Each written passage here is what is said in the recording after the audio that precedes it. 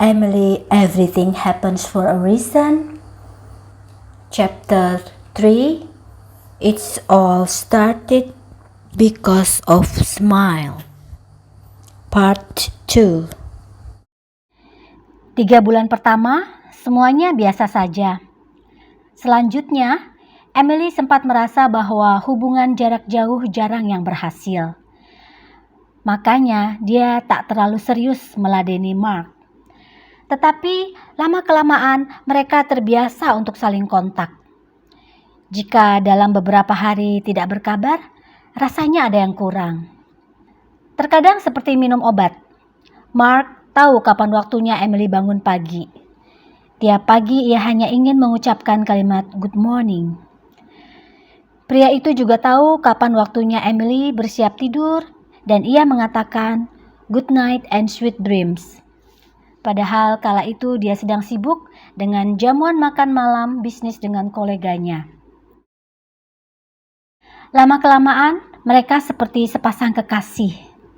Mark harus tahu apa yang Emily lakukan di kala akhir pekan, dengan siapa dan kemana. Kamu terlihat cantik dengan dandanan itu. Suatu hari Mark komplain dengan wajah sedikit merajuk ketika melihat Emily sudah berdandan rapi di video call mereka.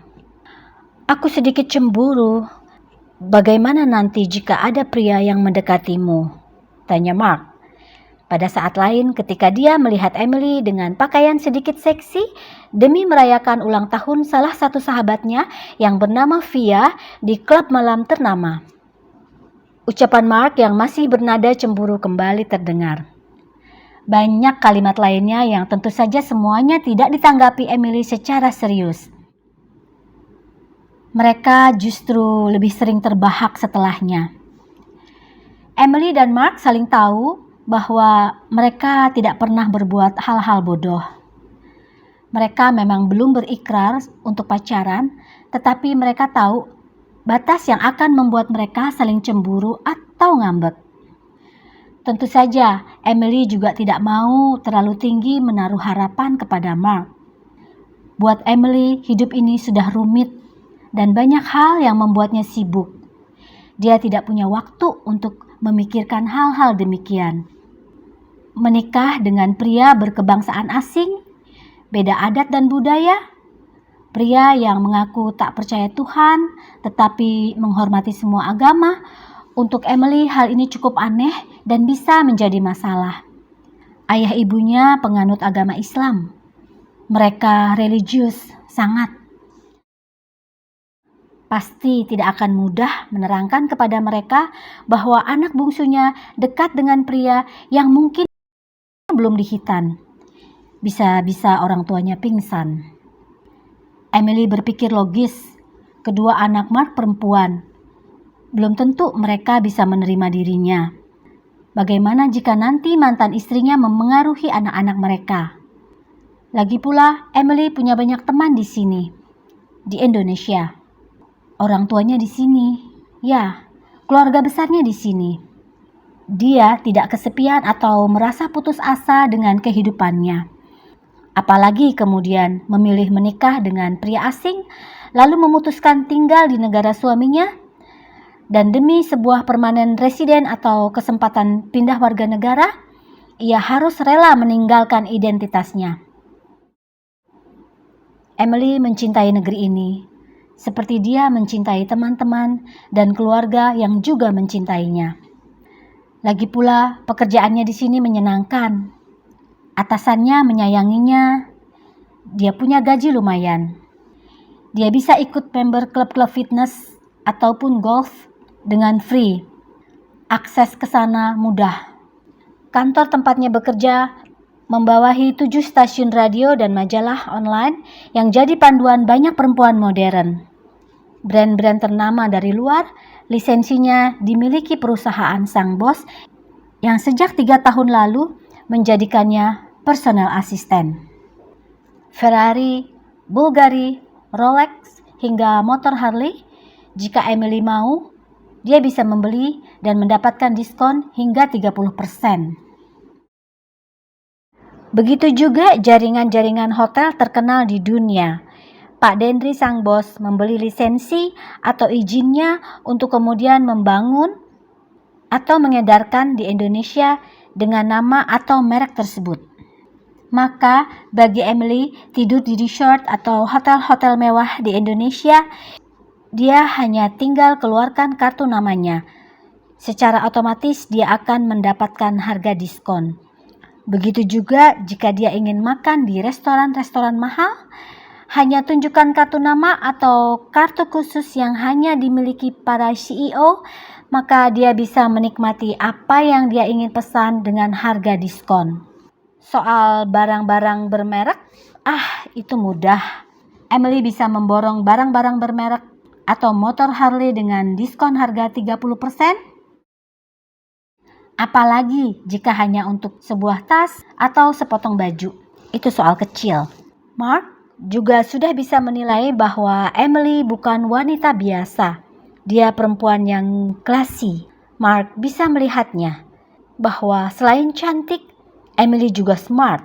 Itulah sebabnya dia harus sedikit hati-hati untuk bisa merebut hatinya. Hanya Emily yang pernah membuatnya menunggu selama 2 hari. Padahal dia khusus terbang ke Bali untuk dirinya. Itu terjadi 2 tahun yang lalu. Dan Emily ingkar janji. Ia tak jadi menemuinya. Emily malah sengaja memberikan Mark alamat tempat-tempat hangout yang keren, di mana di sana, di tempat itu, Mark bisa dengan mudah bertemu wanita-wanita lajang berkelas. Kemudian hubungan mereka merenggang. Mereka tidak putus, hanya saja mereka tidak saling menghubungi selama 3 bulan lamanya. Mark kecewa dan marah waktu itu. Lalu dia memblok nomor Emily sehingga dia tidak akan menerima WhatsApp dari Emily. Tak tanggung-tanggung 2 bulan lamanya. Meski akhirnya Mark mengunblok kembali. Memang Emily yang berinisiatif menghubungi Mark lebih dulu. Lewat email dia mengirimi Mark sebuah foto. Gambar dirinya dengan baju dress hijau lumut berbelahan punggung dan high heel seksi. Juga dengan wajah yang cantik bermake up, tatanan rambut sempurna, dan sebuah senyuman plus tulisan, "Apakah ini bagus untukku? Kamu kemana aja? Aku kangen." Itu yang dikirim Emily. Siapa yang bisa menolaknya? Setelah 2 bulan memblok, lalu tiba-tiba gadis yang masih dalam pikirannya itu mengiriminya foto dengan senyum manisnya. Tentu saja Mark bahagia.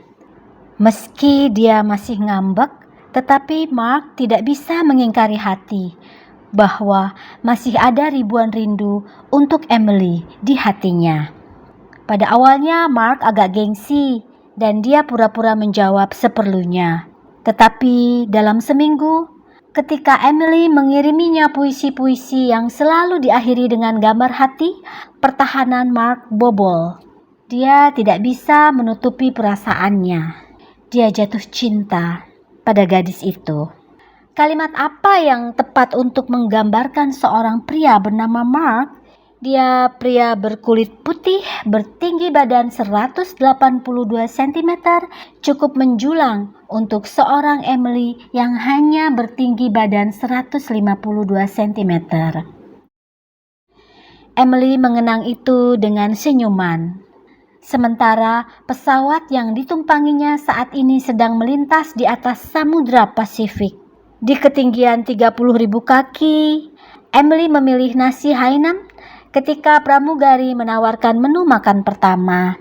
Air mineral ukuran 330 ml, orange juice botol kecil, semangkok buah potong campur-campur, cheesecake, yang semuanya diletakkan di atas nampan berukuran 24 x 20 cm. Emily menikmati hidangannya sembari menonton film drama. Headphone terpasang di telinganya. Ia duduk di pinggir jendela.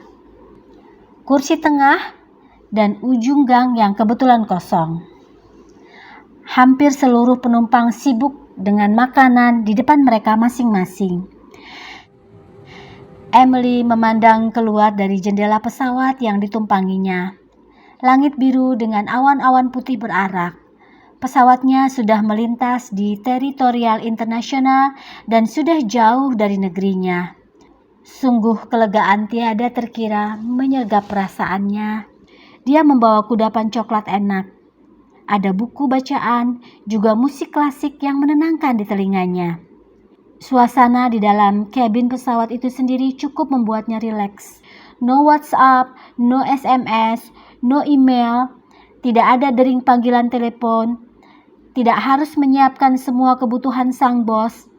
Pokoknya Emily benar-benar merasa bebas dan melupakan semua tugas rutinnya setiap hari. Tugas yang kerap membuatnya merasa penat. Beberapa jam ini dia merasa bak burung yang terbang bebas mengepakkan sayap. Dalam 2 minggu ke depan, dia adalah manusia merdeka. Tak dihantui jadwal meeting dengan bos dan direksi. Tak harus terburu-buru ke kantor, tidak perlu menyetir sendiri dan terjebak macet, tidak juga menjadi stres mengurus segala hal tetek bengek yang berkaitan dengan tanda tangan dan keuangan si bos yang tidak boleh salah. Dia tidak terikat dan tidak akan pusing dengan jadwal yang sudah dibuat sejak tahun lalu bahkan hingga tahun depan. Dia tak mesti standby di kantor dan siap siaga selalu jika ada yang bertanya tentang Pak Dendre. Itu pekerjaan yang membutuhkan ketelitian, kepandaian, diplomasi, dan kehati-hatian. Bahkan pertanyaan dari istri Pak Dendre, Emily tidak bisa sembarangan bicara jika menyangkut sang bos. Dia juga harus memilih telepon yang masuk. Semua orang yang akan berbicara kepada Pak Dendre pastilah harus melewatinya terlebih dahulu. Memang, dia memiliki gaji yang lumayan, dan itu adalah pekerjaan dambaan banyak orang. Itu benar, tetapi orang lain juga pasti tidak bisa membayangkan betapa ia harus bekerja keras. Sering terjadi, dia baru bisa keluar kantor pukul 11 malam. Menyetir sendiri mobilnya ke tempatnya tinggal, membersihkan make up dari wajahnya sambil mengunyah makanan, karena seringkali dia tak punya waktu bahkan hanya untuk mengemil makanan kecil. Kadang pada tengah malam, Emily baru sempat mandi dan gosok gigi. Itu pun masih harus menyiapkan keperluan untuk keesokan harinya sebelum tidur. Dan kadangkala dia baru bisa memejamkan mata pukul 1 dini hari. Tidak setiap malam memang, tetapi jika kebetulan bos ada di Jakarta dan ada urusan yang sangat penting, dia bahkan tidak punya waktu meski hanya untuk sekedar membeli pembalut di supermarket terdekat sekalipun. Bersambung ke chapter 4, For an angel, all things must be perfect.